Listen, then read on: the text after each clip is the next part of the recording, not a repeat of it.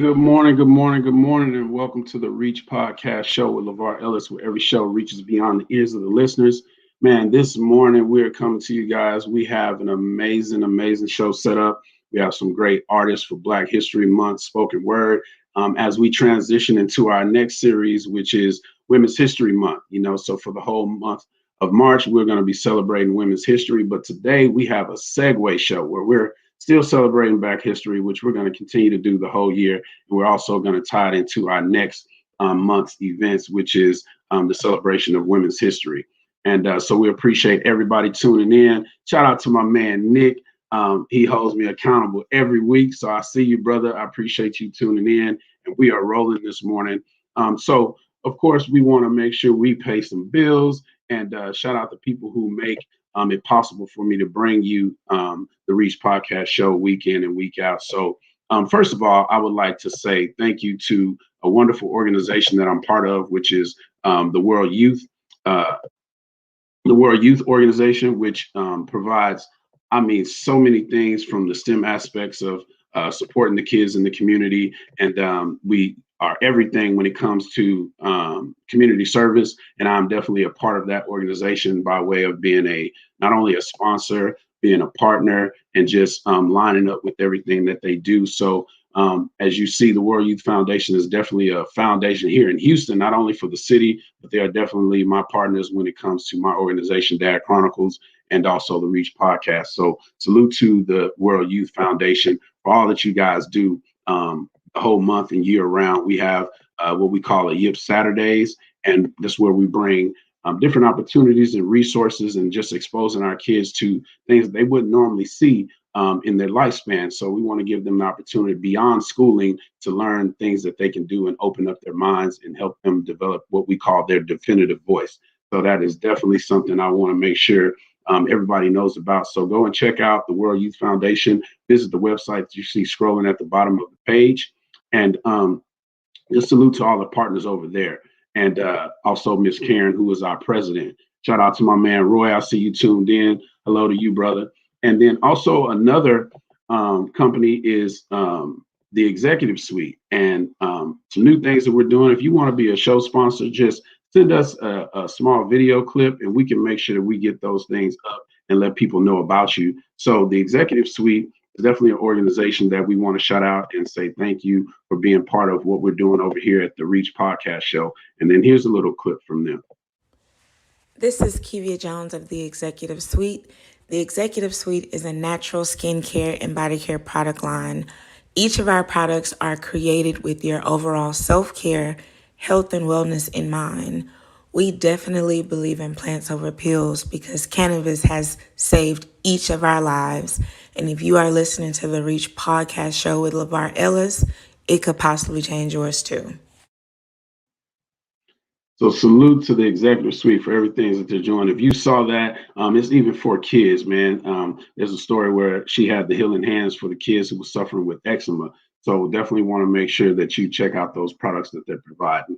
And then also, last but not least, shout out to my sister and the whole team over at the Joseph Consulting Firm. Appreciate everything that you guys do for the Reach Podcast Show and even Dad Chronicles. So if you have a business that you're trying to start, a business that you're trying to relaunch, a business that you just want to get organized, definitely reach out to them. They have the answers. They have the know-how and the knowledge and everything. And as she likes to call herself, Candace is the business guru. So, shout out to the Joseph Consulting Firm for all the things that you guys do for us week in and week out as well. And so now we got that out the way. I just want to say thank you to my guest today. I want to bring in Dr. Miasha Gilliam-El. Hello, ma'am. How are you doing? I am doing awesome. How are you? Good. Want to make sure my levels, everything's good. You can hear me clearly? Yes. Okay, good. So, I just want to say thank you for coming on, and you've actually lined up a few things as in regards to the poets for the day, so you have a little family thing that's going to be working today. And then we also have another poet that we'll be bringing to the table. But just want to say that, again, we really appreciate you. You are definitely making history, not only Black history, but definitely part of the women's history thing that we have going on for this month. So I want to say thank you for that. But before we get too much into what you have going on, I definitely want to start the show with our first Black history poet or spoken word artist. So we'll introduce her as well. And Miss Raw Ass Honey is what she calls herself. What's going on? What's This is going on? Miss Rochelle Bailey. We appreciate you being part of the show, ma'am. So how are you doing? I'm doing well. How about yourself? Doing well, doing well.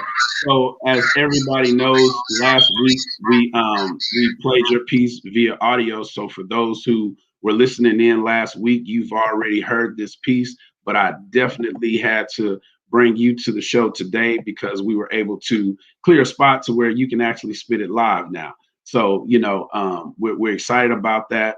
And we want people to know, the things that you're doing. So let you speak to the people, introduce yourself, and I'm going to put your info up here on the screen. And, we'll let you take it away after that. So just introduce yourself and tell people about you.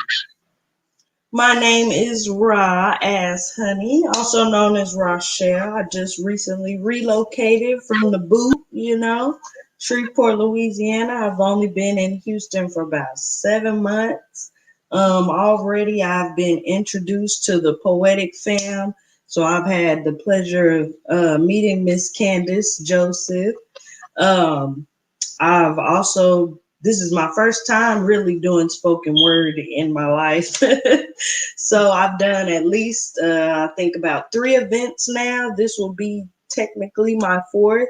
And I'm actually hosting my own event next Thursday. Details coming soon. I'm going to post that on IG at Lady Dimples 318. So follow me. Absolutely. This piece right here is actually a little old. I would say I wrote this when, they first started. Well, let's be honest, they've been doing it. But when it first started getting, publicized on TV and phones and amongst that thing, I was still in the military then. So I wasn't even able to comfortably share this piece because I was, in the military and working for Uncle Sam. So this piece is when it first started, and I was really just starting off in my spiritual journey as well.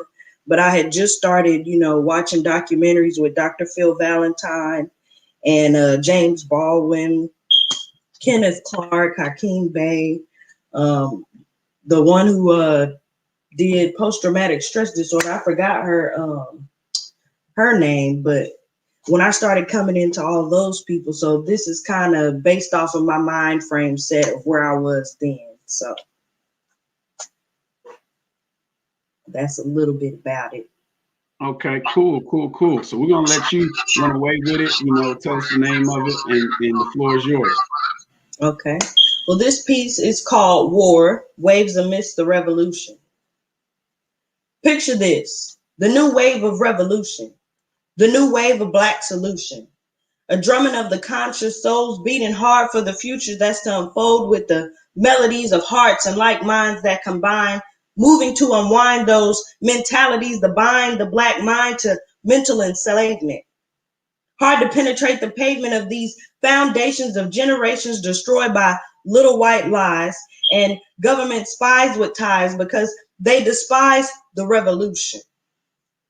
When our people rise, we have to be unified because that's our retribution. Grab a hold of these surfboards of Marcus Garvey, Malcolm X, and Angela Davis. The time to take action is now because in due time, white supremacy will bow.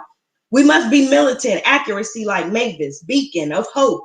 The need to break free from a society where we as melanated peoples interlope. I'm telling you, there are Farrakhan's whose purpose in life isn't to con the peoples, who can create peepholes for a melanated nation, but we can't stop at just the ideation. Nah, see, we have to set the platform and allow them to be moved. Therefore, it would behoove of us to put aside petty theories and debates so that we can manifest ways for the greats. Come on.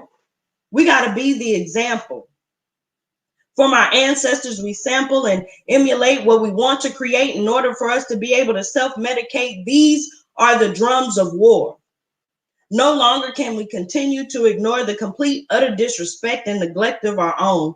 We have to stand up and fight for ourselves alone. Quit letting people of non-Aboriginal descent speak on the predicaments that they put us in.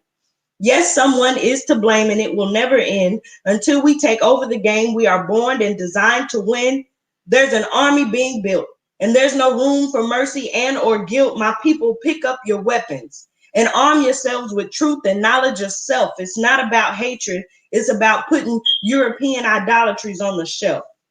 I'm telling you, the real revolution is coming. It's here in waves amidst the centuries of continuous attacks of our destruction. I'm begging you to stop feeding into the lies and bullshit. It's us, our culture and lifestyle that they profit from for their cultures to retrofit. We have never been the ones to just lay down and die. It's time to take matters into our own hands and rise so fucking high, I'm talking sky high, that they can no longer deny that we are the true kings and queens of everything. Stand with me because it's do or die. We can't afford to be their ally. No more of us just standing by. We must make them comply.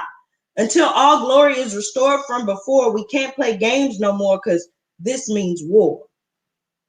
Thank you. How they do? Man. So look, I've said what I had to say. I'm gonna bring in our guest, let her tell you what she thinks about it first. So Dr. L, what do you think? I think that was phenomenal. That was such a powerful work of art. Thank you. Thank you. Yeah, absolutely. Definitely And I gonna appreciate you expand coming on it on. as well. Huh? I said I was definitely gonna expand on this as well because it's already kind of a long piece, but with everything that's going on today, I feel like it needs some more loving and caressing to really make it pop some more. But Give it look, a little if more it body. pops more, it's gonna explode because it's already popping. And that's what we want. We want explosions all over so they can't ignore it. You know what I'm saying? That's the only Absolutely. way. Everybody like a little fireworks every now, but when the explosions start coming, you got to do something, Yeah. And your girl Candace, she said yes, it was amazing. So shout out to my sis Candace, she's listening in, so she likes it as well. But with all that being said, man, I appreciate you taking the time to step in and do the piece. And salute to you. We'll definitely be in touch on the other things that we're talking about, getting this poetry night rolling. So I definitely appreciate you this morning. And thank you for having me on the show. It's been an absolute pleasure. This is my first podcast ever, so I'm glad to be a part of it. Absolutely. We appreciate you, and you have a great day, and we'll circle back to you. All right. Thank you. You too. All righty. All right, Dr. L. Miss Miasha, we again we appreciate you for being here. We thank you. And let me get correct info rolling here too. But yeah, I mean that piece was amazing.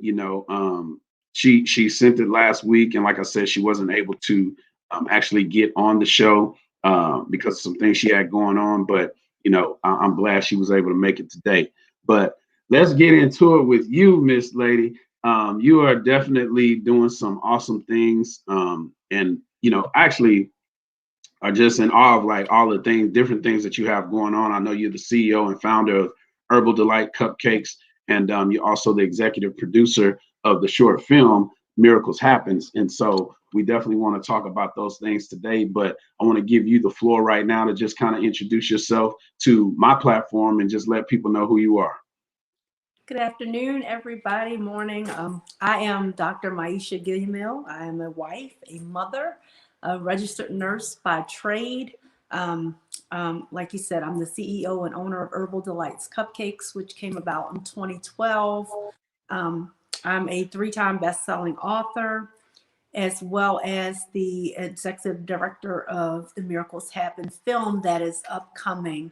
I'm also the host of my own TV show on the Preach the Word nationwide network that airs on Thursdays at 6 p.m. and it's called Extraordinary Miracles with Dr. Mimi. Absolutely. And, I plan on getting tapped in. It's just amazing the things that you are doing. And so every week I always start off with what I consider getting to know my guests, and going to a little background about you. So even before the thing that we'll get into with the 2012, just go back a little further than that and help us understand where you come from and, who you are. And then when you get to that 2012 part, then I'll share, what we have to share with the audience. Okay. I am originally from Baltimore, Maryland. And so my husband and I moved here in 2005 to Virginia. We were looking for like a smaller community to kind of raise our children in. At the time, we had 5 children. So during that time, I really wanted to do something to give back to the community. And that was really before I was an entrepreneur or anything. And so for as long as I can remember, I always wanted to be a nurse. So I decided to go back to nursing school with 5 children. And I completed nursing school in 2010.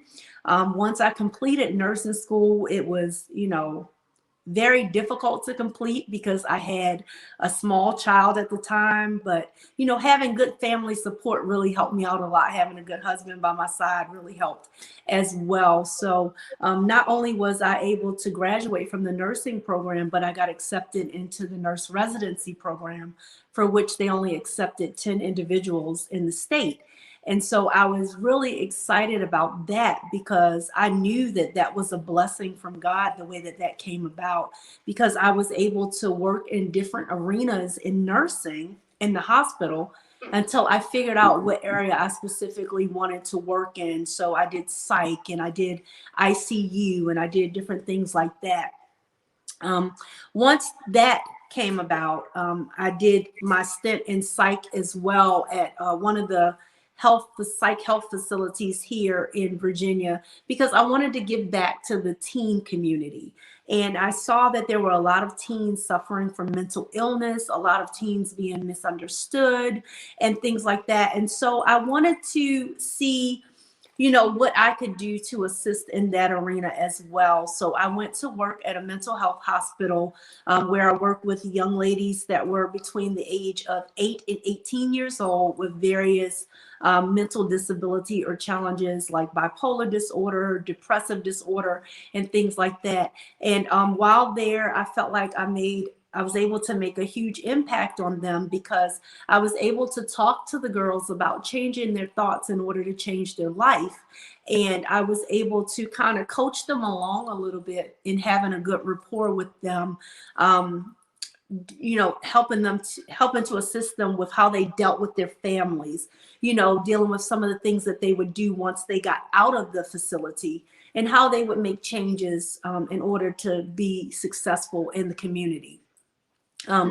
Once I've completed that task, then I went on to want to really look into becoming an entrepreneur. I wanted to do something related to things that I've gone through in my life. So I'm a survivor of domestic violence and childhood molestation. And so I thought, what better way to give back than to share my story with other people? I always feel like in sharing my story, I can help other people to get to the place where they're free, because they'll acknowledge the fact that something did happen to them, that they did have a traumatic experience in their life as well, and they won't be ashamed of it. And they'll be able to break that chain of silence that so many victims suffer from. They hold everything in, they don't share their story, and they end up taking it with them, most of them to the grave, because of fear of what people will think about them. And so I began to share my story in the community, and I began to teach others about becoming free through delivering their testimony to other people. And then that leads us to 2012, when I was in the midst of all of these things. I was pregnant with my 6th son. And at the time, I found out that, I was experiencing some high blood pressure issues at the time. And I had to go to the high risk clinic because of my age. I was 37 years old. And that's when all of it began to go downhill from there as far as my health. So that's the intro into that portion of what happened. And so what I want to do is, this is a good part where I can just step in and let the audience know I'm going to share a picture and a photo that you sent to me.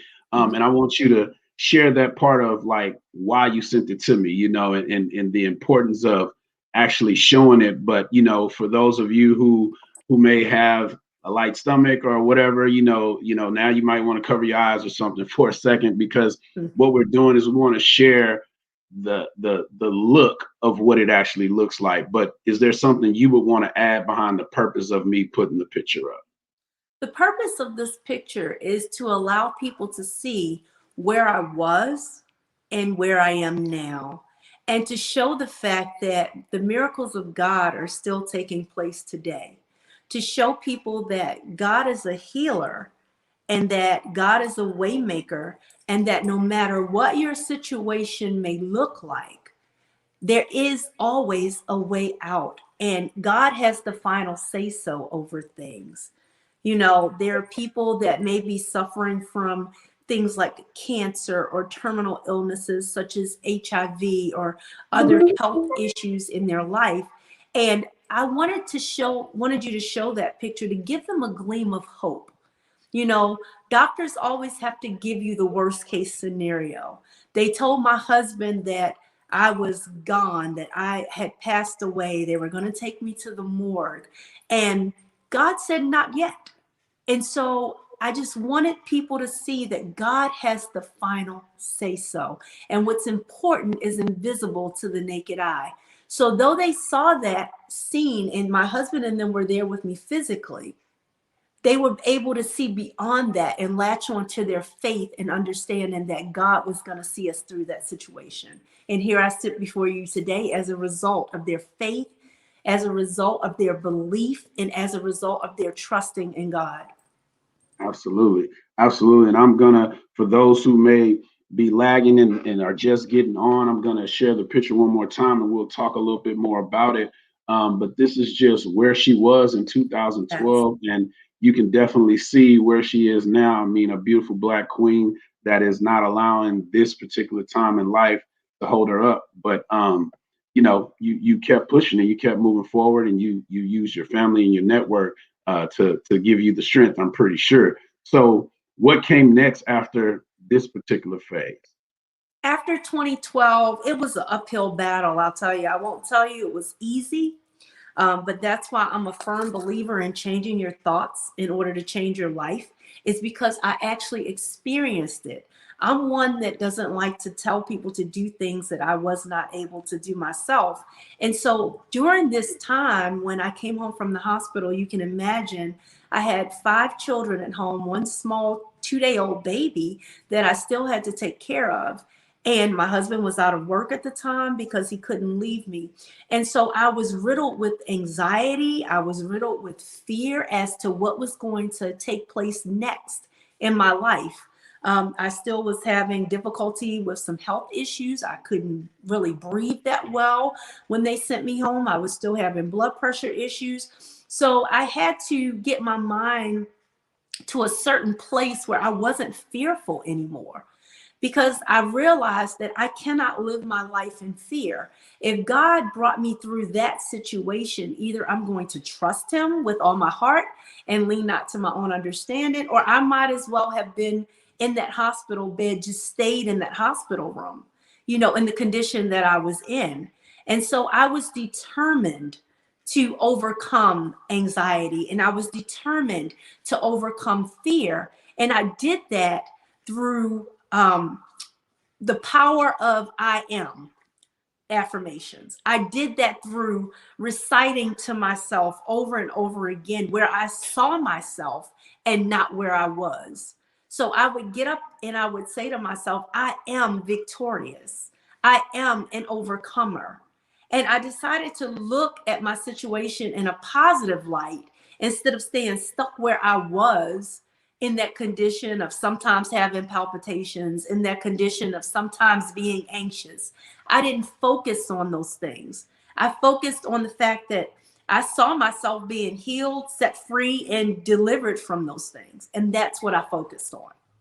Yeah. And I mean, clearly you've come a long way. You know, things have gotten extremely better, you know, obviously. And, you know, I just salute you on that part, because, you know, the other side of it is, like you had mentioned and alluded to, not everything is always pretty, you know, and it's not easy. And, you know, you have those days where you say you riddle with anxiety. And the thing that stands out is like, what did you do? You know, how did you get beyond that? And it just becomes this conscious decision that you have to make, and using those affirmations, because that's where it ties into the Black history and the women's history of knowing who you are and knowing where you come from and understanding that, you know, you have everything you need within, you know, to overcome anything. And then let alone God being on our side and, you know, your faith being strong. So what would you add to that part of it, of like actually being able to go through and you know, just overcome? How would you speak those words to someone that, you know, is listening right now, I guess I would say? The thing that that I would like to convey is that, you know, during this Black History Month, in going through the situation that I went through, I think about other women in history that have gone through different things. It may not have been health issues, but, you know, plights in society of racism and things like that. And they had to change their perception in order to continue to do the will of God and follow the purpose of God in their life. I just think about Assata Shakur, and I think about women like in our ancestors, like Harriet Tubman, and people like Rosa Parks, that had to persevere through trial, through tribulation, and through obstacles. And so I draw strength from them as well, because in knowing their stories, in knowing that they didn't give up, and knowing that, you know, people thought it was impossible for them to do the things that they did, and they ended up being successful at it. It just encouraged me and pushed me to do better, encouraged and pushed me to continue my plight against my health issues and my illnesses that I was facing. Right, right. And that's what we have to understand is just, I say, you know, something I've been learning is it starts within. Just look within and then everything else will come. You got to definitely take care of yourself. And, you know, by you being the 3-time author, you know, it's ironic that I'm just thinking about it now. And, you know, it's like, well, I'm sorry, the short film, being the executive producer of the short film, Miracles Happen. And then also with the book, it's just amazing how you tie everything back to just your story, you know, and then you tell another amazing story. So shifting to your short film project and being an executive producer, and you have your own TV show, let's talk about those things. And, you know, that's the brighter side of it, being able to share it on a much bigger platform. So what is Miracles Happen? What is that short film about? Obviously, we know miracles. Yeah. It's the story of what actually took place in 2012, based around my book, Miracles of Life, How I Survived the Silent Killer. And so I am working in correlation with Ms. Valerie McAllister and Ms. Kia Reed of Generational Words, LLC, fabulous Black-owned production company.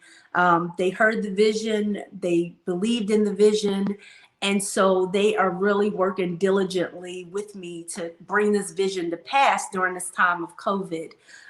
It's very difficult trying to do a short film during COVID, because you have all of these regulations that you have to follow, CDC guidelines, making sure that people are safe. And so we have just been pushing forward with this, because I know that it is the purpose and the will of God for this film to be seen, because again, during Black History Month, we need to highlight the fact that miracles happen in our community every day. I noticed that most of the films that highlighted miracles were not in our community.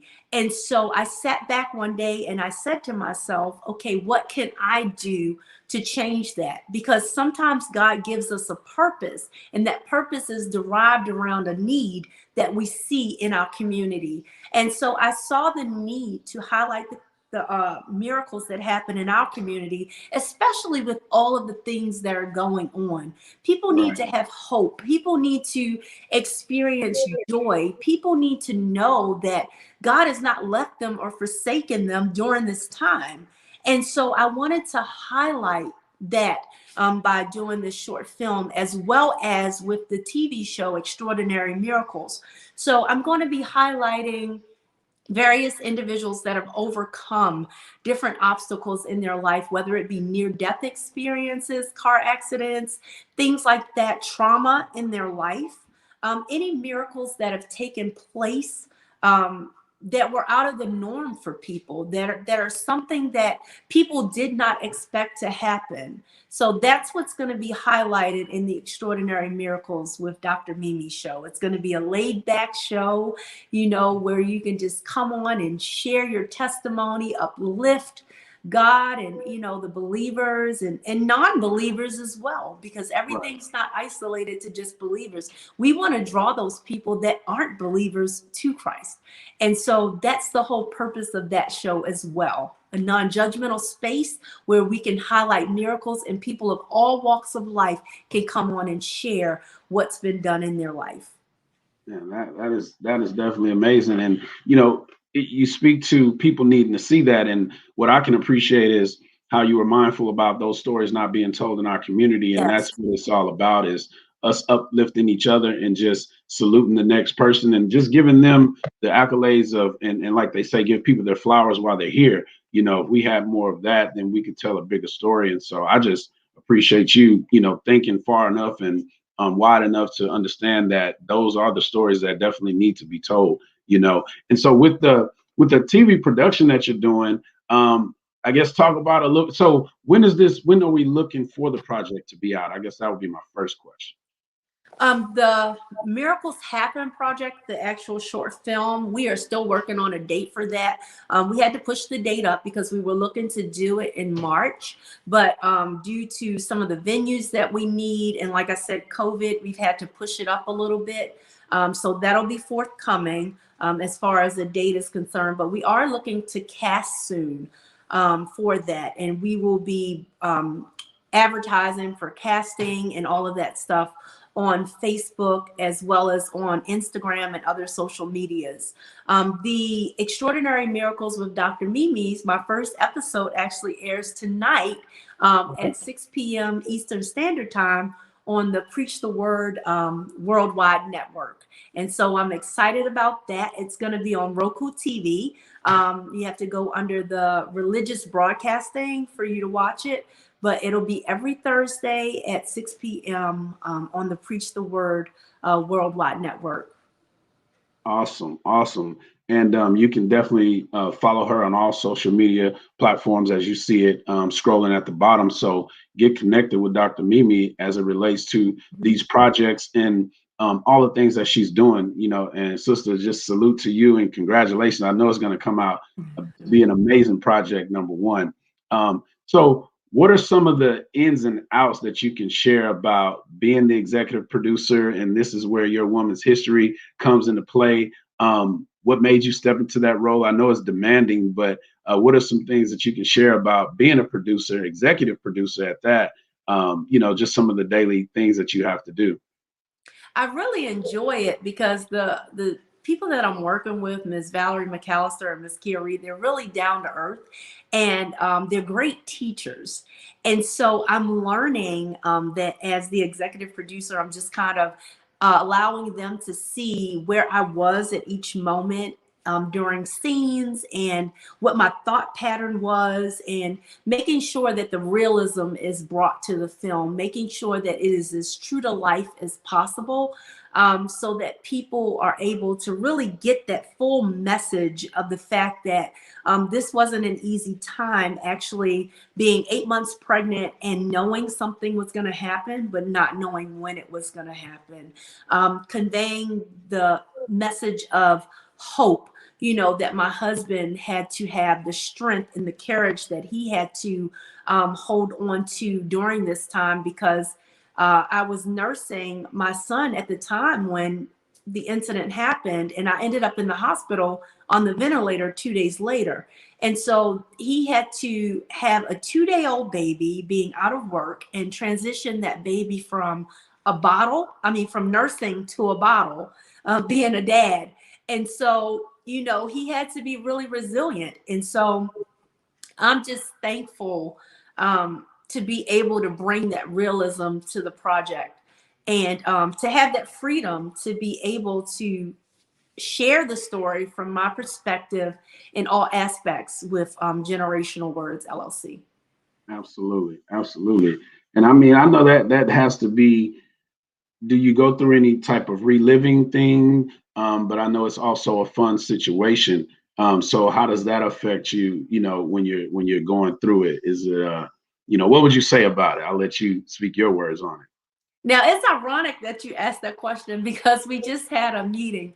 And during that meeting, one of the videographers brought up the fact that, this can be a very trying situation, being placed back in to a moment where you've experienced trauma.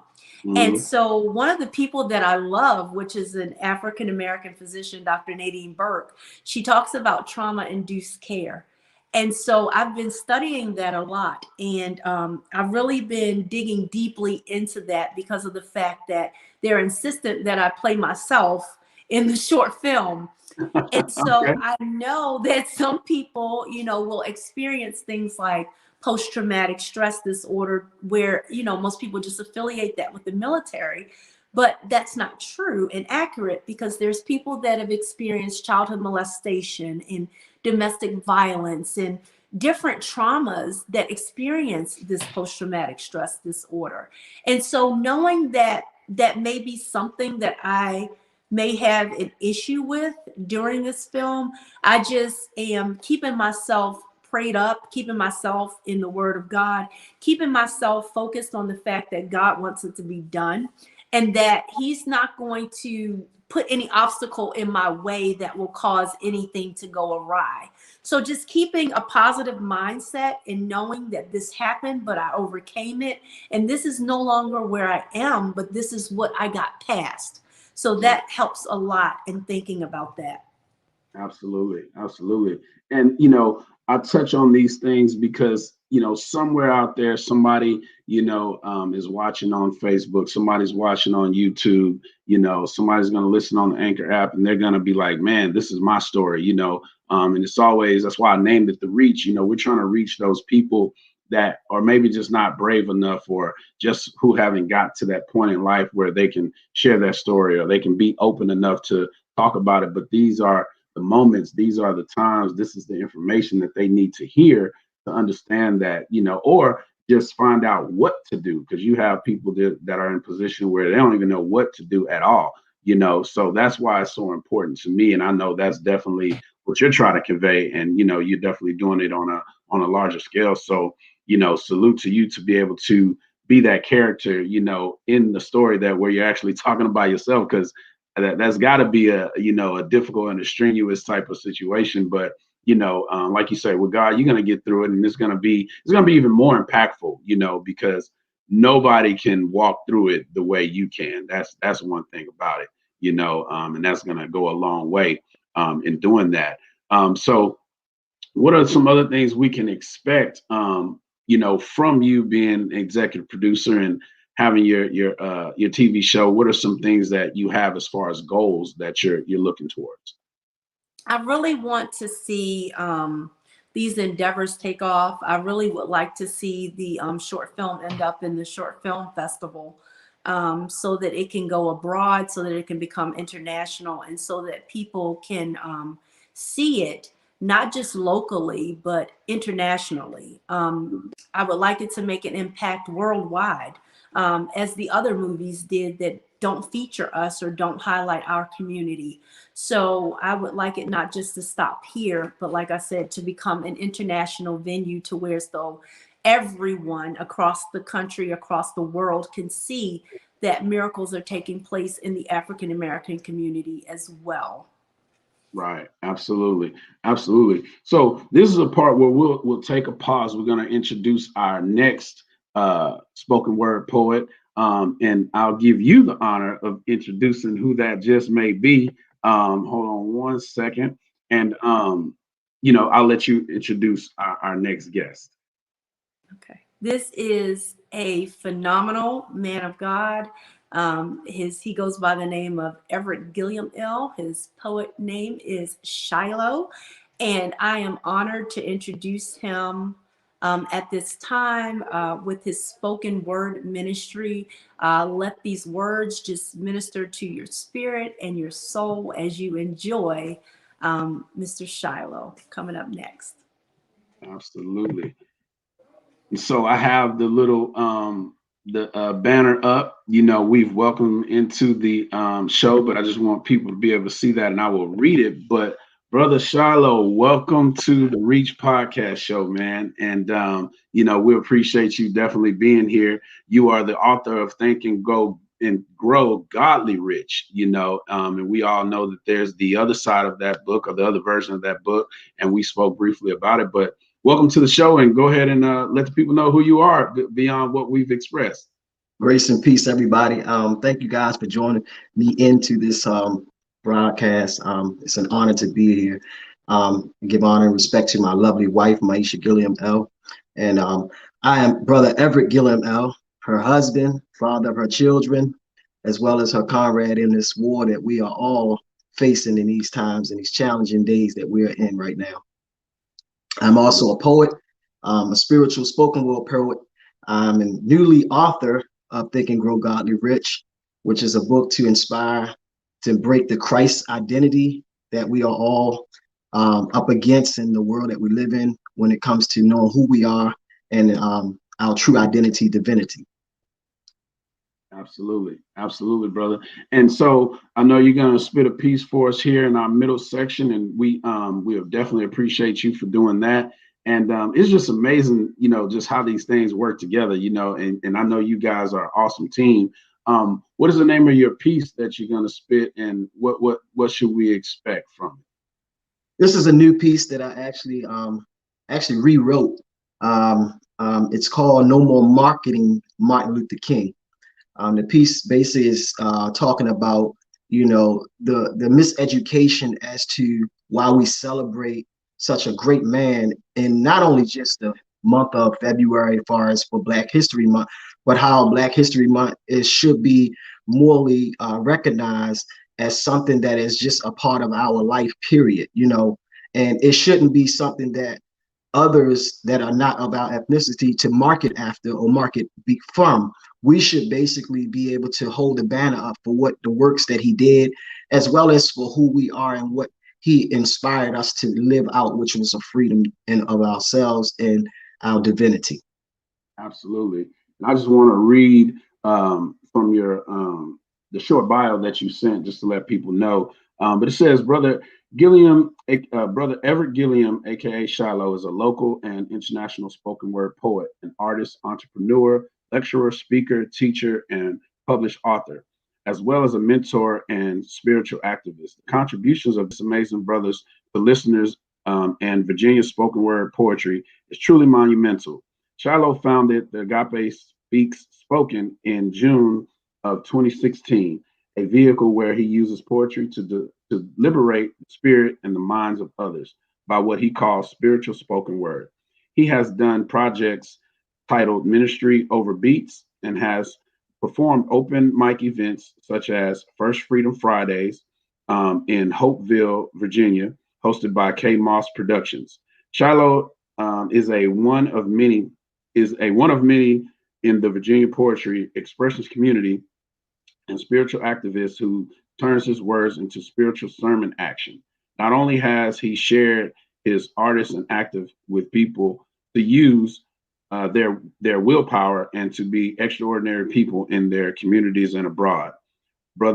This brother is Shiloh, the spiritual poet, man. And I mean, that's just salute to you for, you know, all the things you're doing in your community. Again, that's what my nonprofit was about, you know, and I'm looking for brothers like you to collaborate with, just to salute you, just to highlight you. And that's something else that we'll talk about here coming soon.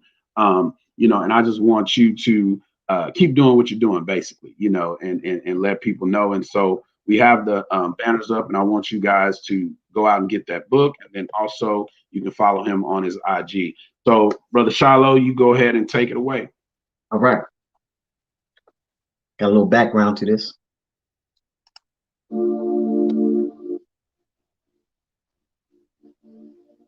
No more marketing Martin Luther King. He stood to sing, let freedom ring, of a kingdom verse there, mystery of misery, that never uplifted me and inspired me. As we take our rightful place of the iniquity of his history, You are God's chosen, whether by man-made law or grace. We must expose them. Should we abandon the human rights as if it's been expired and out of date? This is the reason Martin was martyred, and we're given a holiday to pacify and start a reversing of the masses that's smarter to being retarded, making it harder to follow the God who is supreme. Many have had that dream, like Martin Luther King, of a closer coming to becoming a crowned queen or king. Up, you mighty nation. It's time to destroy and get free of the shiny things of idolatry, like those who have been hidden and behind the Oval Offices and desks of the pulpits as the open enemy of you and me, pulling us down into the abyss of America's rights and risk of the so-called American sheeple. Open your eyes, my people, of the stars, beyond the scars, whips, and all the roads to riches and diamond rings without the cause. God gave you a freedom that Martin Luther rang for so far much more than just a month that they sing. This entire thing we claim because we've even had the dream to be inspired to live life long and live life prosperous. We're covered by God under a canopy coverlet of the royal priesthood of Abraham, Isaac, and Jacob, living the light of those who made mistakes, but we still know that we are divine. We still know that we are supreme because God gave us the life that we now sing to dream beyond dreams. There's been no more suffering in this land of the beast in the home of the slave. Like Rosewood, we're running to become a better man, a better woman out of the grave. Like Lazarus, come forth again and know who you are. You were destined to become more than just a Hollywood star. You've had that dream, just like I've had that dream, looking from far above the mountaintops where Moses stood to look upon the promised land. Upon this rock we stand. It's called Christ's life. We're splitting the image of all those who didn't know that night. We're splitting the Red Seas of the Dead Seas of innocent blood that was shed throughout the middle passages. Our tears are now being fed far from a fam that is our kinfolks. We're grabbing hold of he who is the Hebrew to do what he do, to make known the works of the Son of Man in this land, because we are the true inheritors of the Son of Man. We're created with the same skin. We're trended and blended and melanated of the same wind. Just like he said, victory is sure, and we shall live for eternity. Just like that king who was martyred, just like Martin Luther King, who became the starter of what we should do in awakening from the dream. I see it again through his eyes. The freedom that they had so-called lies. A head that has been missing, no longer waiting like we're in the same type of prison of a mystery, singing, give us free. This is not Amistad. This is about you and me, a living legacy. I have that dream that thy kingdom came, that thy will remain, because we must go beyond the ministry of Martin's dream, that we by now will become the women and the women of men that are now living free. Man, as they say, that was awesome. That was awesome. We'll bring back Dr. Miasha. Yes, that was amazing, man. And again, I know you may have heard it before, but I don't know what you want to share. This being your husband and everything, y'all have the tag team. What would you like to say to him?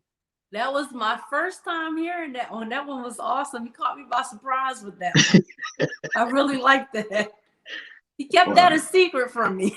Yeah. Sometimes we got to hold back a little bit, but no, man. The best. Yeah, absolutely. For the best. And, I mean, you there's so much you spoke to on that, and people are definitely enjoying it, as you can see in the comments. But just the message that you're delivering about how we look at Dr. Martin Luther King and the way that, you made reference to we were meant to be more than a Hollywood star. That was the one thing that stood out, because it's those things that we focus on and make us think, okay, if I get a Hollywood star, we've made it. It really goes well beyond that. And that was the one thing that just jumped out at me, when you said that. It was just like, because again, people just think they made it. I got my star on the Hollywood walk, it's way more than that, brother. But I appreciate your time, and I appreciate you spitting that piece. And like I said, we definitely want you guys to come back, because as I told you, this is something I think I'm gonna keep on the platform for a little while and let many others, share their words, So let's make sure, we have your information up. You guys follow brother Everett Gilliam-El on Instagram. And is there any other things that you want to speak about that you may have coming up, or just information that you want to give? Just pretty much, like, again, I am a male advocate for male initiatives and for boys and men. So pretty much I have some workshops coming up in the summer that's going to be dealing with the book Think and Grow Godly Rich, how we can basically enrich young men and young boys as to really being and taking their rightful place amongst the affairs of men, because it's nothing new under the sun. There's always been an attack on the males, from the biblical days up until now. And so if we can inspire those young men and males to actually be men, I believe that we can take our rightful place along with great women like my wife and others. And so we can just balance out the equation and be the people that we should have been from the beginning. Absolutely. It takes two, it takes the balance. Absolutely. Brother, we share the same sentiments. Again, I say, when you look at this shirt, that's my nonprofit. Right. That is exactly the idea of what it was built on. And I'm going to charge you right now with collabing with me. We'll talk some more. We have a mental health and wellness men's awareness walk that's going to come up in June. It's my biggest fundraiser for my organization, to where I want people all over the globe forming teams and just taking a day. It's on Father's Day weekend, just taking time out. Think about men's mental health and wellness is what it's all about. Create teams, get out and walk, get the shirts, get registered, and just make it a worldwide impact. And that's just the beginning, because all of those aspects of what you were speaking on, and I'm gonna try to make it quick, because I want to give Sister L time to share the rest of the story we want to talk about. But there's a young man that I'm thinking about right now who wants to be a guest. This young man is only 25. Teacher, has his master's, and is dealing with the situation of how, when you become a father young, some of the difficulties that we go through.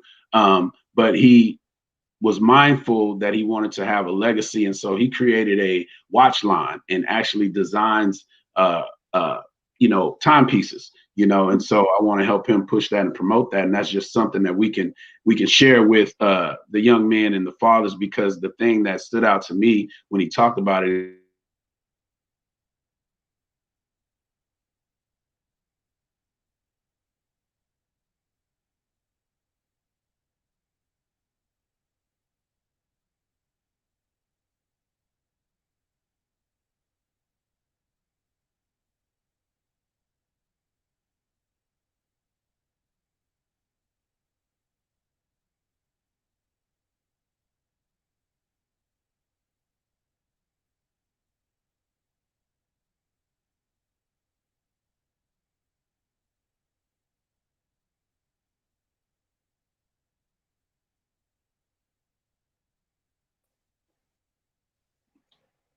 All right, we're back. Y'all can hear me?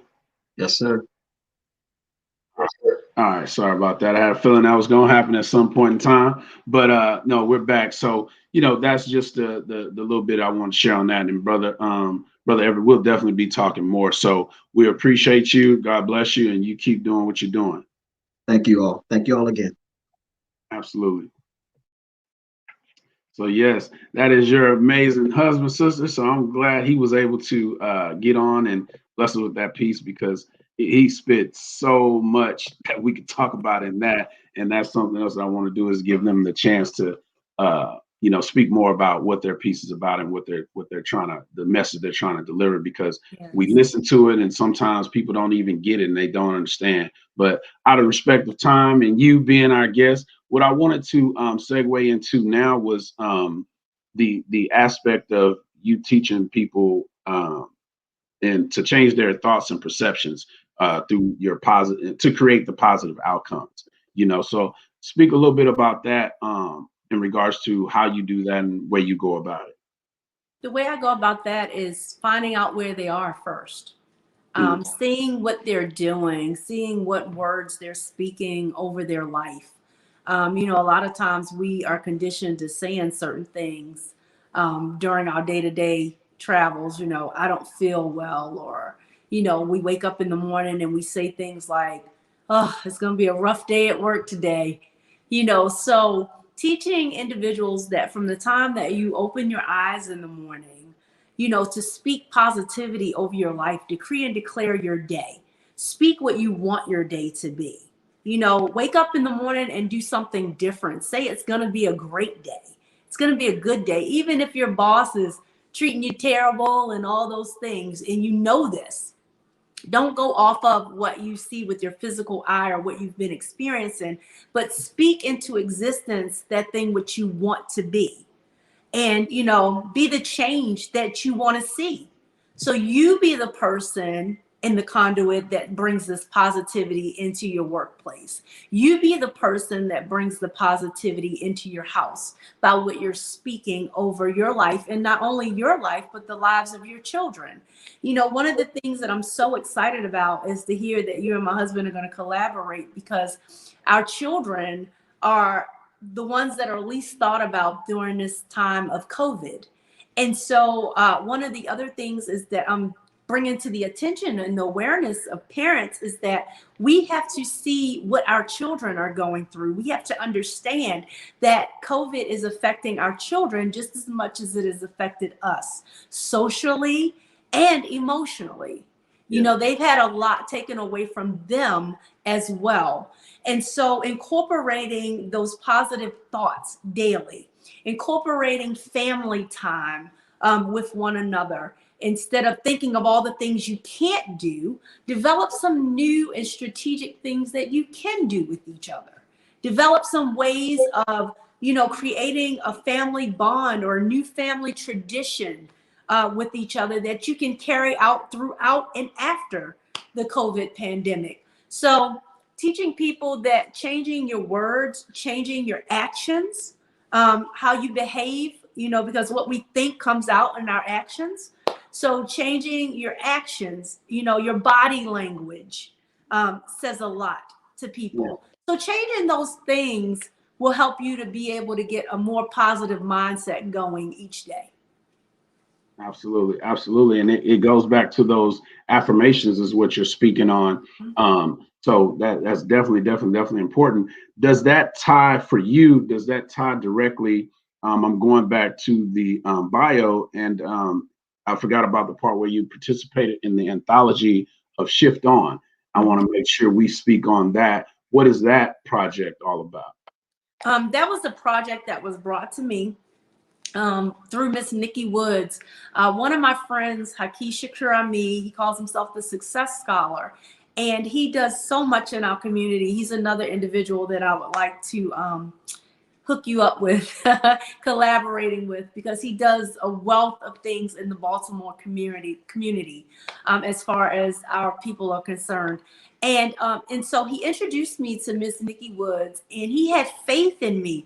I wasn't thinking about writing. I didn't think that I could write. And this was a brother that really literally encouraged me and would not let me give up on what he thought I should be doing. He would not let me give up. He wouldn't let me quit.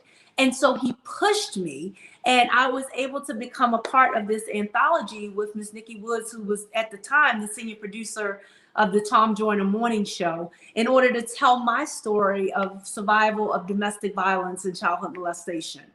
Yeah, absolutely. And just to go back to that, because we hadn't spoken much on that, but that's definitely two topics that are rampant throughout any community, within itself.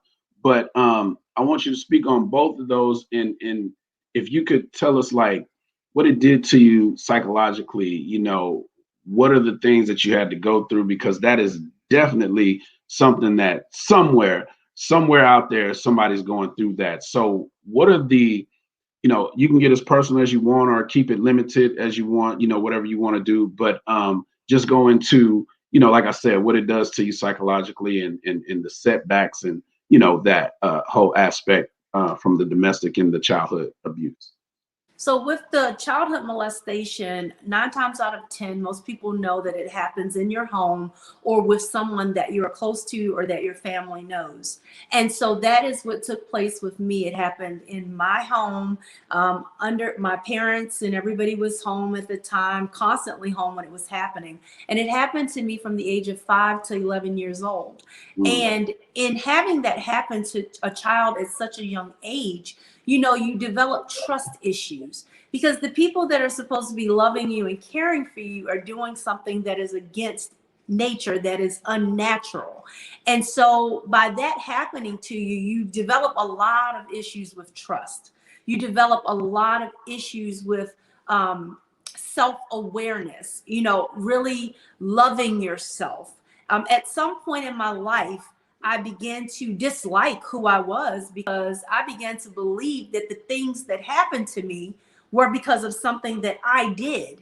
And, you know, that's one of the things that the perpetrators push to small children is that this is your fault. You asked for this, or either it's the opposite end of the spectrum. I'm doing this because I love you. So then you end up with a skewed sense of what love actually is and what love looks like. And in my household, not only was that going on, but at the same time, my mother was experiencing domestic violence. So I'm going through all of this at the age of 5 to 11 years old, which is the critical state in development in a child. And so, you know, I had to overcome a lot when it came to getting into relationships again. And what happened was, in most instances, I went and I turned I became very outgoing outside in the community. You know, I wanted to always be seen because, you know, I wanted that attention from males in the, you know, out there. And what else happened was that I began to be ashamed of who I was, you know. I didn't want people to know anything about me personally. So I was always this shell of a person that, you know, wanted to just put up an image of someone else. I wasn't free to be myself. And so I had to retrain myself all over again, especially in relationships with men, as to how, you know, to feel like I was worthy or how to feel like, you know, I deserved better in my life. And so I got into relationships with people that abused me mentally, physically, sometimes financially, because I thought that's what I deserved. I thought that's all that I was worth. And it wasn't until I started doing some self-evaluation that I realized that I was worth more than that. Hence my shirt that I have on today, I am enough, you know, and I began to realize that I am who God created me to be. I'm not my situations or my circumstances. I'm not a victim anymore, you know, and I refuse to be held hostage by that mentality of walking around in that mind state of being a victim. You know, at some point you have to relinquish that and you have to take on the new person that God has created you to be. And he said, you know, behold, all things become new. And you have to not only read that in the scripture, but you have to believe it and you have to act on it. And so I had to really fight through that. My husband, I call him a saint sometimes, because in getting in a relationship with somebody that's been through molestation and been through domestic violence, it's a difficult thing because you come with a lot of baggage. I came with a lot of baggage, heavy baggage. And, you know, my husband had to persevere through my PTSD moments of walking up behind me and me jumping or me not being affectionate, you know, at certain points in our marriage. And so he had to fight through all of that. And so I'm very thankful that God positioned him in my life and allowed him to persevere and allowed me to make those transitions so that our marriage was able to be successful through it, because a lot of marriages and relationships don't work through it. How long have y'all been married? 15 years. Absolutely. And if you feel it appropriate, and I think he's still with us, I just feel led, if you don't mind, to bring him back on just to speak on what you just talked about. And Absolutely. let someone hear it from the man's side. What did it take? Like what did it take? Because this is about sharing, this is about giving information. And Yeah. so let me see if we can get him back on, and hopefully he doesn't mind. Let's see. Brother L, all Yes, right, sir. man. So I think you were listening, and so I'm bringing you back, and hopefully you heard, and I'm pretty sure you heard everything that your wife was just saying, man. But what does it take to handle that situation, to deal with somebody who's been through everything, and be that saint that she's calling you, man? What does it take from the man's side? Because this is where we're speaking to the men and those young boys. Mm-hmm. Yeah, it takes empathy. Being empathetic of what someone had experienced. And it takes patience, and as well, it takes just love. Being able to, love someone enough to help them change and help them not only, reflect on what they had been through, but help them to get past it. And that's the thing. I believe that, we all have that type of area in our life. We just don't may have not, recognized what areas that we may need empathy and we may need the support. We also always think about ourselves, but at some point in our life, we have to consider someone before us, because it's a part of reaping and sowing. When you sow something or patience and love into someone else's life, then it becomes reciprocated back to you. So it's not so much of you trying to get what you want to get from the beginning. So you have to put yourself aside and say, you know what, I'm going to be empathetic as to what my loved one went through, or what my child is going through, or what my friend may be going through, or what my family member may be going through, because they've been through something that I may not have been through. So I can't relate to it, but what I can do is to help support. Absolutely. Absolutely.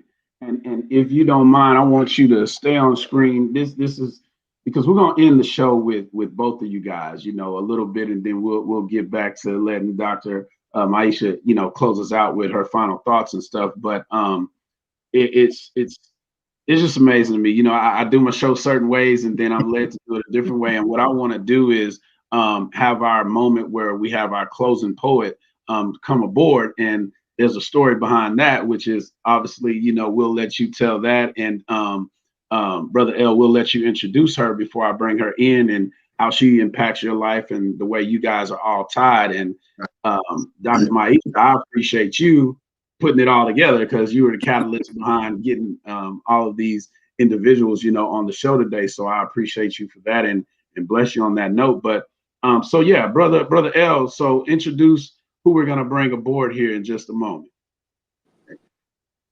Who we're introducing right now is none other than a great and wonderful, fearless sister, whom I had the pleasure to meet actually through my wife and a past ministry that we were involved in.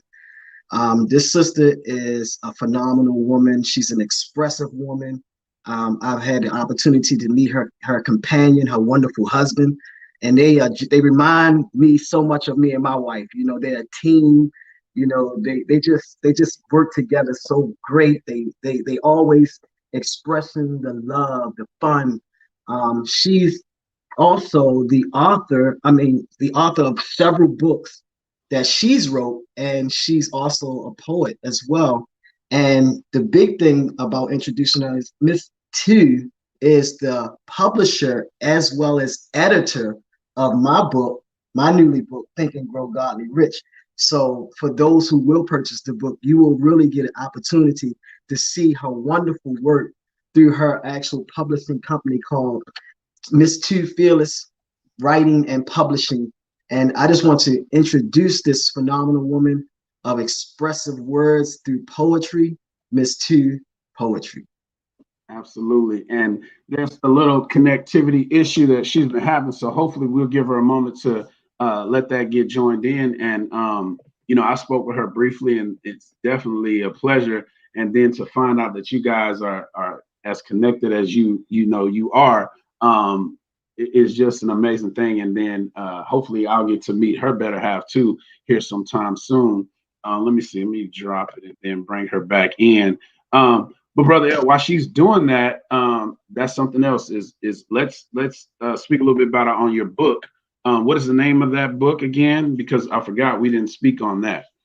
The name and the title of the book is called Think and Grow Godly Rich Anthology. It's a book about discovering yourself, wealth, as well as your spiritual divine identity, whom God created you to be. It's also about bringing you into the relationship of your oneness with your creator, whom created you to be the most divine creation here on earth. It's a scriptural-based book based on godly success. And when I talk about godly success, the godly success is being who God created you to be. It's being the citizen of whom you are a citizen of, which is we call the kingdom of God. It's a book with 7 great authors and entrepreneurs that are forwarding each chapter. That's the unique, I think, about this book, is that when I was putting it together, most people do a forward in just the beginning of the book. Well, God had inspired me to actually do a forward with each chapter with someone who was able to be godly successful in their connection with God, in their entrepreneurial business, in their author writing, or whatever it is that they do, whether it's entertainment, ministry, whatever it is, doctor. So I have 7 wonderful people here. My wife is in the book on chapter 3, and she's contributed as to following up what the scripture says in the Bible: what I have done, you shall do. So each one of these authors that's contributed to the book in each chapter is showing the reader that what they have done, that you can do it as well if you think and grow godly rich. If you set your mind and have the mind in you that was also in Christ, then you can do the impossible, because God wants you to show his strength, his ability, his miracles. He wants you to show that, because God works to and through man by man.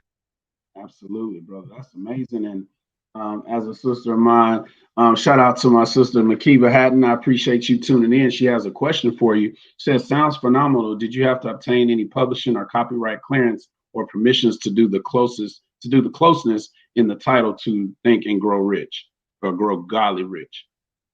No, I didn't. And that's an interesting question. I didn't, because I didn't write it as Napoleon Hill's book. What I did was, it's more of a spiritual companion.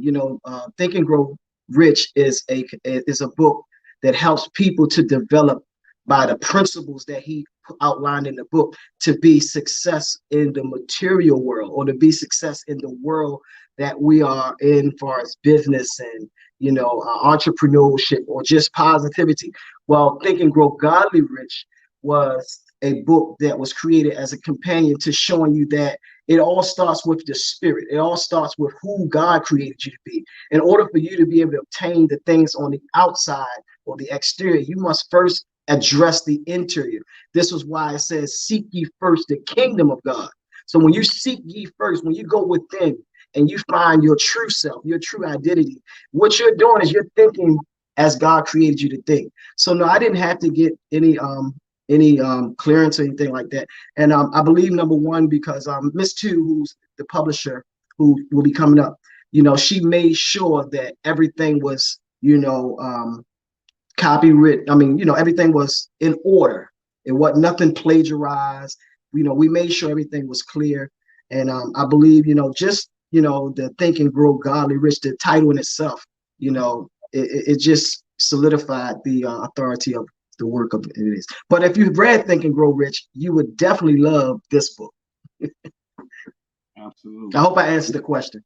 Yeah, I think you did. And man, unfortunately, I'm seeing Miss Two. So, sweetheart, you popped in and popped out. As soon as we can get her with a steady signal or whatever, I'm gonna throw. There she is. She's coming in. So hopefully she can stay with us. Miss Two, welcome to the show, sis. Yeah. Hello. Yes. Yes. Sorry about the Wi-Fi connection. I'm not sure what's going on, so I popped on my phone, and it looks like it's coming. So All right. No problem. If you don't mind, turn your phone for us so we can get a full view of all your greatness. turn If it. you don't mind. There you go. Okay. All right. Absolutely. So, Hello, everybody. Good morning. Good morning. absolutely. So you were given a wonderful introduction by your brother Everett L. And what I Thank want you. to do is let me see if I can share. But he was telling us about you being the editor and everything of his book. But go ahead and introduce yourself in your words and what you have going on. Yes. Hello, everybody. LeVar, thank you for this opportunity for coming on your show. I really appreciate that. And to the Gilliam-Els, hello, family. And my name is Miss Two, and I am a poet, author, educator, and a publisher. And I help people take their writing to the next level and get published. And I'm just encouraged and very excited to be on the show today. Thank you. We're just as excited to have you. So I want to read your hold on one second, read your piece, and it's the flyer basically that I shared for you, and I want everybody to get the words of it. But it says Yes. Miss Two is a six-time self-published author, poet, educator, and publisher. Miss Two is a owner of Miss Two Fearless Writing and Publishing Services. Your words, your voice, your vision is her slogan. Miss Two's goal is to encourage 100 women to share their Mm-hmm. story through the art of writing and receiving. She is the performance poet who has traveled across the country sharing her dope poetry at open mic venues in New York, Virginia, Pennsylvania, Florida, and even the mighty Texas, Yes. where I'm at. Fellows. And Miss Two would love to Yeah. connect with you and your network and your business building ideas and writing journey for 2021. So that is Yes. definitely an amazing goal, and we appreciate you just in those regards. For reaching out and helping people because again, that's what it's all about. And I keep saying that's why I call it the Reach Podcast Show because I'm trying to reach beyond the ears of the listeners. Yes. That's the slogan. We're trying to really reach people and connect people. So that's my thing. But yeah, so we're glad to have you here. Tell us a little bit about your Thank you. piece you're going to share, and guys, I'm gonna take you out the screen for right now so we can give her full splendor. But yeah, Yes. Okay. So it is Black History Month, and we continue to celebrate Black History 365 days a year. So we're always excited about sharing what the greatness of Black people and all of our many facets and what we do. We're very talented people. We're very humble people. And this piece I wrote for Black History Month is entitled Black and is everything blackness on fleek and just absorbing all the good parts, the positivity about being who you are and living out your most authentic self. So do you want me to go right into my piece or? absolutely, yes, ma'am. Take us away. All right, this piece is entitled Black. You so black. The moon only shines in your presence. You so black. Black is resilience. Black is strength. Black is educated black. Black is me. Black is you. Victory is show enough black, like God is black. Black like our dreams of black boys getting hooked on black books brings black wealth, black talent. Black is greatness. Black is black on purpose. And if I had a choice, I will still be black. Black is enough. You so damn black. Black like Sam Jackson and Patron black. Blackety, black, black, black like petroleum jelly. You can't deny my black. I got that black girl magic. Black is love. Black is marriage. Black is beautiful. Black families. Black is as infinite as time and space. Black is grace, like the First Lady was black. Blackness on fleek. Blackness that you can't emulate, like black culture and black pride. Black as midnight. Black like black makes history. Black. Thank you. My name is Miss Two. Make sure y'all check out my page, Miss Two Fearless Writing and Publishing Services. I'm on all social media platforms, and stay black 365 days a year and be proud of that. Thank you, guys. Absolutely, absolutely. I'm gonna bring everybody back in. You're Yes. getting but no, we appreciate that. That was an awesome piece, and Thank definitely you. blackness. And like I've told everybody else, you're welcome back, because I plan on continuing this until I'm led otherwise. And it's Yes. not about the month of February again being the shortest month and celebrating us in that short month. We got to keep it going. So 365. yeah, absolutely. Going to continue to do that. But that piece, Brother L, Sister L, go ahead and whatever you have to say, because I'm gonna tell you what my thoughts were too. Okay. Ladies first. I thought the 365 is powerful because we're always talking about how Black History Month extends beyond 1 month. Yes. It is every single day. Mm-hmm. Absolutely. Oh wait, I'm sorry, Brother L. Hold on 1 second. I had you muted. I apologize. Yeah, I love the way she tied into the black is marriage, black is divine, black is Yes. God, Yes, God is because black. God said that in the blackness let there be light. So Mm-hmm. it's like, in that blackness is infinite, it's divinity. Infinite. It's Yes. the infinite divinity. So, that's who we are, infinite and divine people, melanated black. So I like it, I love Yes. it. Yeah, Thank absolutely. you. And my thoughts are, I always look for that thing that jumps out at me, and the thing that jumped out was you can't emulate black. Right. It's authentic, it's too true. It can't be fake. Right. And that's just the truth.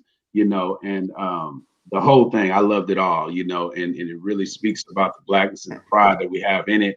And like Brother L was saying, just all the things that you said. Marriage is black, this and that is black, because we're the root, we're the start, so I definitely appreciate you, and obviously we'll be collaborating more too. And Absolutely. I'm not sure if you had heard of it, but I have a portion night we're putting together, and by you guys being out of town, we'll try to bring you on a virtual platform, and we'll see how we can make that work. So blessings to you, and out of respect of time, we'll get back to our sister L and let her finish blessing us with the rest of her story. So Yes. Thank you guys. Absolutely. Bye-bye. Appreciate. All right, man. So yeah, that was awesome. And I mean, you got the right person editing your stuff, so that's for sure. But yes, so Dr. Miasha, we go back to the things that you were speaking on, and we'll close out with your husband as well, just complimenting the things that you have to say. And so when it comes to the mindset that you have now, what do you think is the biggest progression and the most positive transition that you've made, that you just see that stands out for yourself? The way that I view myself and recognizing who I am. Because if you don't know who you are, you can't change your mindset, because you'll continue to allow the enemy to plague you with negative thoughts of who you are and who he has you perceiving that you are. But when we look at the scripture in Genesis 1:26 and 27, and we realize that we are made in the image and the likeness of God, that's what gave me the most hope, knowing that God cares so much about us that we are different than any other creature, any other being that is made, because we are made in the image and the likeness of him, which means we are great, we are powerful, you know. And as we were talking about, we are melanated people. The people in the scriptures are us and we are them. And so that in itself, I drew strength from that in learning to walk around in my power and my authority that God has given me, knowing that he has blessed me, knowing that he is the author and the finisher of all things, knowing that I can do all things through him that strengthens me, knowing that the sky is not the limit, that God is limitless. He's a limitless God. And he can do all things. You know, our finite minds cannot fathom an infinite God and in all the things that he can do or cause to transpire in our life. And the miracle that took place in my life in 2012 is an example of that.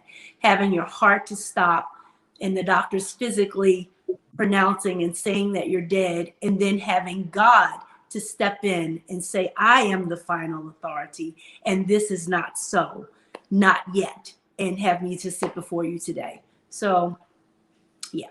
Yeah, absolutely. And I'm glad you brought that up, because I was saving that for the end. You know, our listeners don't really understand you were pronounced dead. You know, your heart stopped, and you said it was 10 minutes? Yes. Okay. So that within itself, you know, speaks a million words, talks about the power of God, you know, the unknown being able to happen, bringing people back from death, you know, and you give all the glory to God as you should. But I guess I'll say Brother L, and then Miss Miasha, Dr. Miasha, what is that like? That's my question to both of you. How do you process that? How do you deliver that that message to somebody to get them to really understand? Did you walk on that other side? I mean, I don't know if you experienced it, but do you see your life flash before you? Because I see it as you being able to speak from both sides, you know, and I don't know if that's accurate, but again, that's my question. But I like to start with Brother L. What did you think, man? How did you handle that situation? Well, I never You experienced frozen? it. I definitely take into consideration what she experienced as she told me about it. But I do know that just being on the side of life and seeing death before your eyes, and then experiencing, you know, how God had allowed me to participate in, you know, having the faith, being able to speak his word over her as she lay there lifeless. It, you know, I would say it definitely gave me an added strength of faith and belief, because I was one that grew up because of all the knowledge that I had acquired, that people who go and see a white light and all that, that's just their imagination. You know, that's how I had always viewed it. But it wasn't until I was right there watching and seeing, you know, my wife lifeless for 3 days on a ventilator with 100%, and God telling me that, you know, just remain faithful, you know, continue to say what I say, and me just being obedient and speaking, you know, life words of the word of God over her, you know, speaking that this too shall come to pass, you know, by stripes we are healed, you know, I speak life, you know, things like that. So, you know, just being on this side, it definitely adds strength to those who may not or believe in it. You know, I would hate for you to have to experience it. I would say truly, you know, take it into consideration that God is real, life and death is real, and miracles still happen. Absolutely, absolutely. Dr. Miasha, you know, it reminds me of my uncle. He actually went through the same thing, and he was riding a motorcycle, Yeah. had a crash, flew 100 feet in the air, slid 100 feet, and was in a coma for 3 months. And now, if you see him and if you see him now, you wouldn't think anything is wrong. And I'm looking at a beautiful black queen right now. I would never imagine that picture. And I'm gonna put it back up, if you don't mind, for these people to understand, who have made just stepped into the show. But, you know, if you've just jumped in, we've already gave the disclaimer that it's a little, you know, disturbing as far as the picture. But this is what we're speaking of. This was her back in 2012, you know, and we'll take that down. But what would you say, Dr. Miasha, in regards to that? And I know it's after 12. We're in my space and in my time, so I'm good. If you guys are good, just give me a few more minutes, and we'll close out. As we know, the power of life and death lies in the power of the tongue. And so, you know, it is an event to have something like that happen to you. And you are absolutely right. During that time, when to everybody else, I was on that ventilator, you know, not breathing on my own. But for me, it was a different occurrence. I saw myself at the time I coded in the ER. When I was rushed to the hospital, I saw myself hovering above myself. And I could literally look down and see them working on me frantically. I saw them doing the CPR on me. I saw them, you know, fighting for my life. And during that time for me, I was then transitioned into a tunnel where I saw a bright light. And the light was so magnificent and so beautiful to me that I just wanted to get to that light. I wanted to get to that light so badly.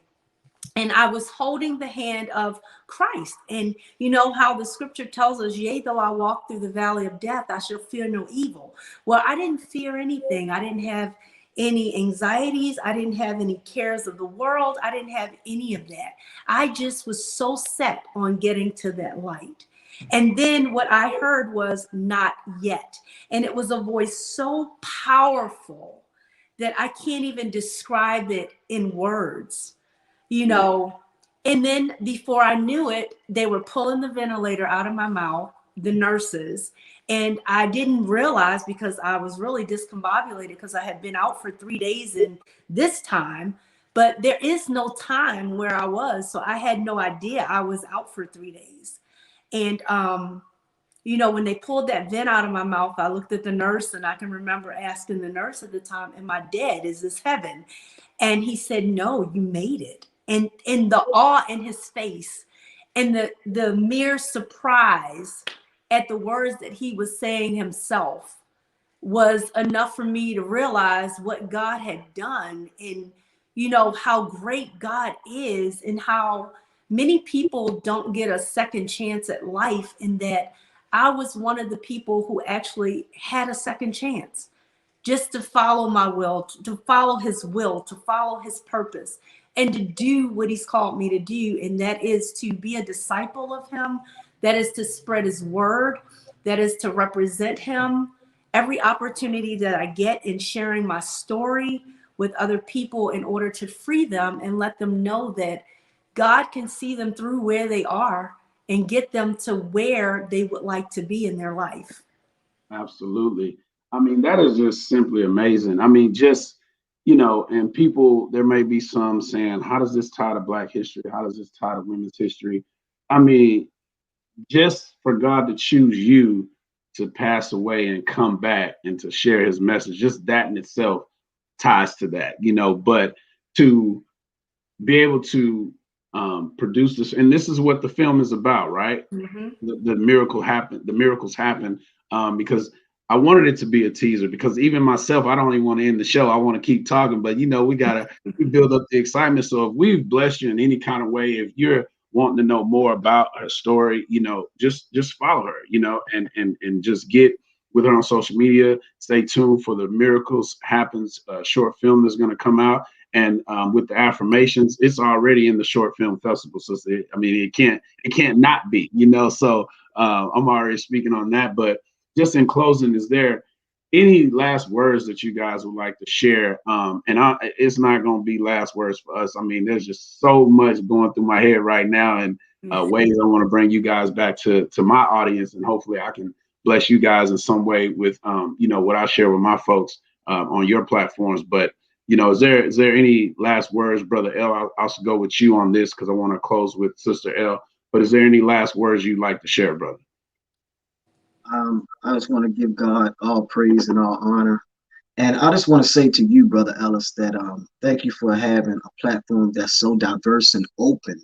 Yeah. You know, a lot of people I've come across, you know, they may have a platform that's so, you know, in a box, but you know, I have had the opportunity to check out your last lives, and I just thank God for you being so diverse and open for people of all paths of walks in life, because we're in an age right now where we must unite and be unified and come into a common goal, a common call of what we have all been through. And, you know, and not just be closed off to just one type of perspective or mindset. And I just thank God for you being, you know, having the courage and having the ability to just have the show to reach people where they are, you know. And that's how I see your success, you know, in you reaching people where they are and helping them to, you know, come together, you know, unite and, you know, network. You know, I see that with you. So I just thank you for, you know, having this platform and this opportunity for my wife and, you know, all the people that she brought along with her to be acknowledged on your show. Absolutely, man. I can't thank y'all enough for being here. So, you know, many blessings to you. And like I said, I see something great already that I want to at least venture into and just see where it goes, because that's how the show was started, man. It was to be the voice of my nonprofit, to be the voice for the community. And it's just grown into, you know, not like, you know, I got a Hollywood star or something like that, but it's just, you know, I don't even, that's why it's just funny, you know, but we'll talk more offline. Side note, I'll explain that, but it's just like, I'm not concerned with that, but I see it being much greater than that whole deal. You know what I mean? Because it's the effect and the impact that you have on people, you know, is what it's all about, man. So I appreciate you, brother, and we'll talk more shortly. Thank you. All right, Dr. L. So what are your last words for our listeners out there, and you know, what you want to make sure we share with everyone? Okay. I just want to say thank you for your obedience and following what God has led you to do with this platform.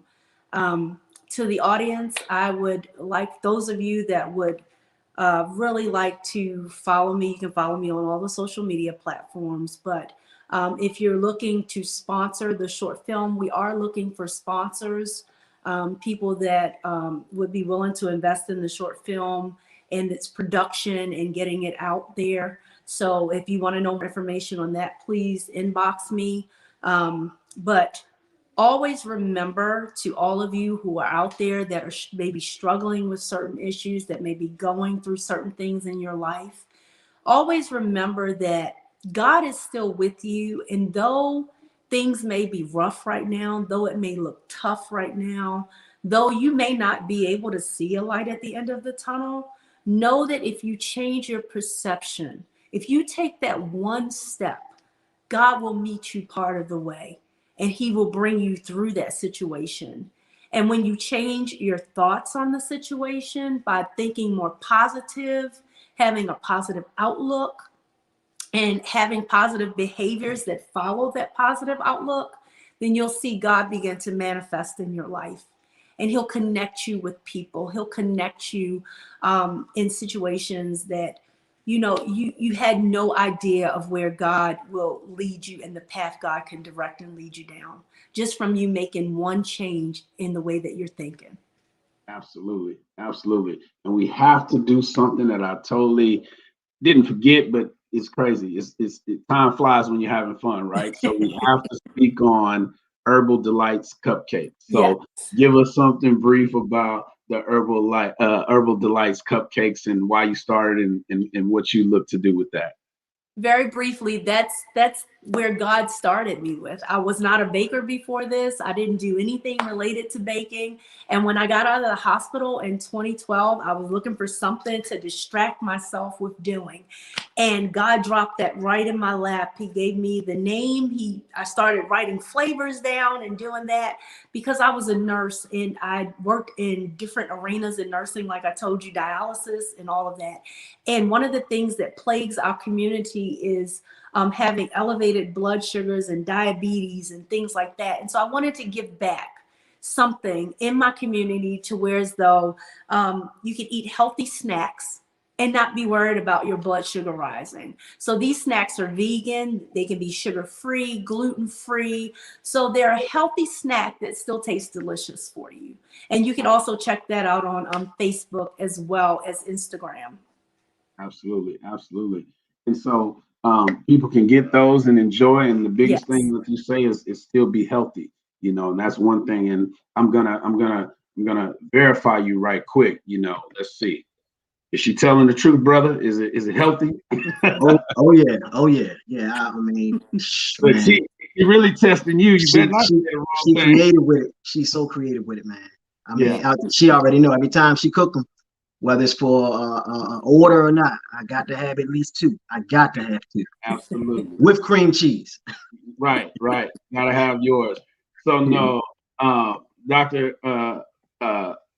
L, I appreciate you being on the show, and I thank you for everything that you do and being brave enough to share your story, because as you know, it's going to touch someone, you know, and like I say, every week, you know, my mission is to just touch one person, you know, and I ask the listeners to let me know that you're that one person, you know, inbox me, you know, message me on Instagram, whatever the case may be. DM me is what they say, you know, send me a DM and let me know that you got something from the show. And that's what it's all about. Just one person a week. And we know it's going to be many more than that. But I just say, thank God for you. Thank God for your vision. Thank God for everything that you're doing and being a true woman that's making history, you know. And as they say, it's the her story. You know, they tie the history and the her story, and you definitely have her story in place. And I can't wait to witness that with the Miracles Happen short film. And I'm gonna definitely be locked in and try to stay in touch as much as we possibly can. But you keep striving and thriving and moving forward. And you already know, look, you're someone I don't have to tell you God is gonna bless you, because that is what your story is all about. You know, you need to tell me more, you know what I mean? But no, I really appreciate you being a guest today. And you know, I had mistaken you for being a poet when you reached out, and I'm like, you're like, no, I'm not a poet. And when I got the info, I'm like, oh yeah, this is definitely a show. So, you know, here we have it, and we might need to do a part 2 or something. You never know. But God bless, and thank you very much. And I appreciate you bringing the other guests to the show. Thank you. Yes, ma'am. And you have definitely done your job. So this has definitely been the Reach Podcast Show with LeVar Ellis, where every show reaches beyond the ears of the listeners. You guys stay tuned. And if you want to be a sponsor of the Reach Podcast Show, you can definitely contact me, inbox me on the Reach Podcast Show on Facebook. You can DM me on Instagram at the Reach Podcast Show, or you can send an email to the Reach Podcast Show at gmail.com. Again, that's the Reach Podcast Show at gmail.com. If you have any type of business, you want to send a short 30 to 45-second video displaying your company, just email me, or again, inbox me, send me a message. But you guys be blessed. Hope you got something from the show today, and you guys have a marvelous rest of the week and weekend.